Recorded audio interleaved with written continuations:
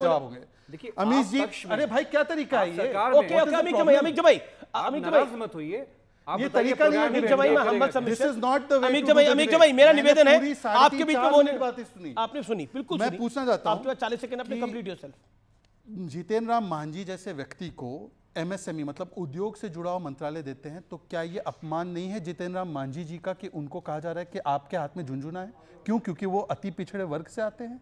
मैं पूछना चाहता हूं कि राम मोहन नायडू जी को सिविल एविएशन दिया गया, ये साउथ के लोगों का अपमान नहीं है कि उनको सिविल एविएशन दिया गया? पूरे देश के उड़ान विभाग को देखने का काम उनको झुंझुना बोला जा रहा है।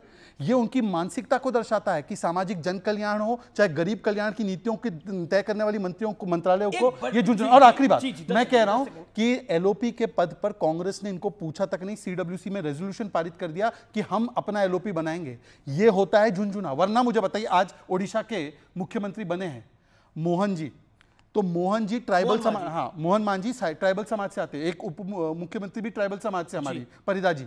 इनको बोलो एलओपी जो है वो पीडीए से बना है, इनसे पूछे एलओपी पीडीए से बनेगा नहीं बनेगा? ठीक है, एक अच्छा एलओपी पीडीए से बनेगा कि नहीं बनेगा आज पूछे। बड़ा स्टेटमेंट आया राहुल गांधी का आपसे कुछ मिनट पहले।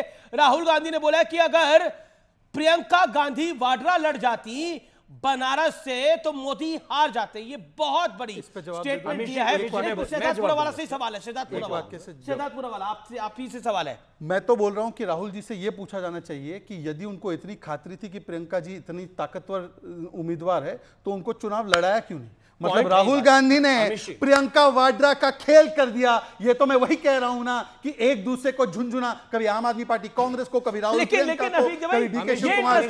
प्रियंका अगर बनारस लड़ जाती तो मोदी हार जाते। भाई आपने तो अमेठी भी नहीं लड़वाया, आपने तो अमेठी भी नहीं लड़वाया उनको, आपने तो अमेठी भी नहीं लड़वाया प्रियंका गांधी वाड्रा को। और रॉबर्ट वाड्रा तो कह रहे थे मैं लड़ना चाहता हूं, हमारे इंटरव्यू में बोला रॉबर्ट वाड्रा। देखिए बताइए अभी जमाई बताइए। देखिए वाराणसी का चुनाव प्रधानमंत्री हार चुके थे जी, ये ईवीएम और डीएम के मैनेजमेंट था। आप सोचिए प्रधानमंत्री नहीं, ये अनफेयर है। 2.5 लाख 3 लाख 4 लाख से जीते तो बात समझ में आ रही है। 1.5 लाख, बगल में अफजल अंसारी 1,25,000, बगल में धर्मेंद्र यादव जी 1 लाख 1.25 लाख से ऊपर। जौनपुर आपकी वोट जिहाद की भी अपील करी थी। देखिए लगता है काम कर गई प्रधानमंत्री। और हमारा एनालिसिस बता रहा है कि वोट जिहाद हुआ है, यानी एक मुश्त होकर वोट डाला गया। प्रधानमंत्री का जो कद है उनके झूठ बोलने से, मां गंगा जी के झूठ बोलने से कद उनका गिरा, इसको एक्सेप्ट करिए आप। देखिए दूसरी बात एलओपी का नहीं, शहजाद भाई का जो जवाब है, जाते होंगे, शहजाद भाई का एलओपी का बनारस जाता हूं, 10 साल से पहले भी जाता था और आज भी जाता हूं। और देखिए कुछ चीजें तो सपाट होती है, सही होती है, उनको सपाट बोलना चाहिए। और विदाउट डिफेंस एक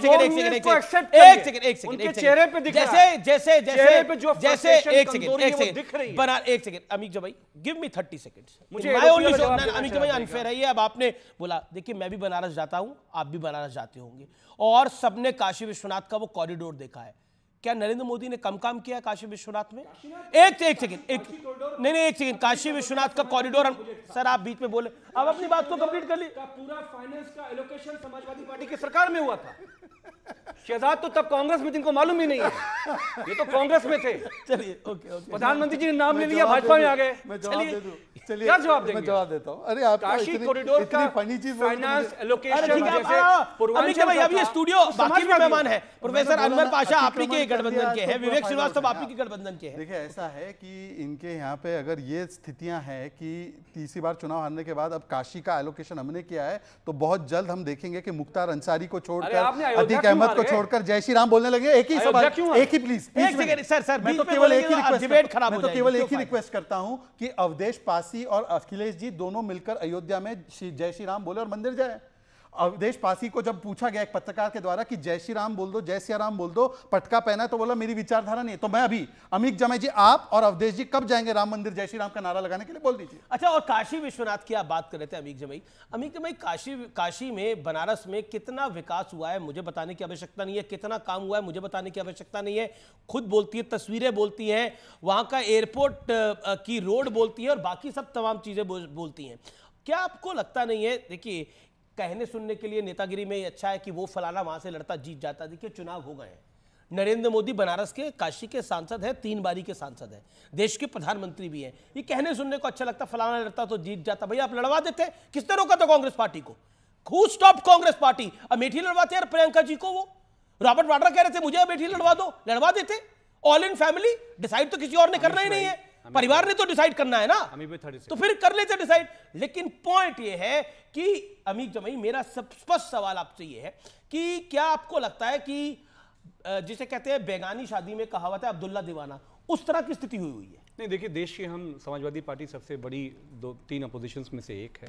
हमारा सवाल सरकार बन चुकी है, प्रधानमंत्री जी को इसके लिए मुबारकबाद। एलओपी कौन है? हम ये कहना चाह रहे हैं, बड़े ऑपोजिशन है, एलओपी का सवाल शहजाद जवाब ही नहीं दिया। स्पीकर कौन होगा? स्पीकर कौन होगा? एलओपी मैं कह रहा हूं कि कांग्रेस में समाजवादियों में एलओपी को लेकर कोई झगड़ा नहीं है। अरे उन्होंने पारित कर दिया, ये कहा कि कांग्रेस का होगा। आपसे पूछा तक नहीं, आपसे पूछा गया। चलिए, वो सबसे बड़ी पार्टी है कांग्रेस। मैं कह रहा हूं प्रधानमंत्री कौन बनता है? पीडीए समाज का नहीं होगा। सुनिए, ओहो, लेकिन मनीषा का ओके 10 सेकंड अमीक जमाई, देन मनीषा का हमारा सवाल प्रधानमंत्री जब आज जब सरकार बन गई है, तो कास्ट सेंसस जो नीतीश जी चाहते थे वो कब होगा?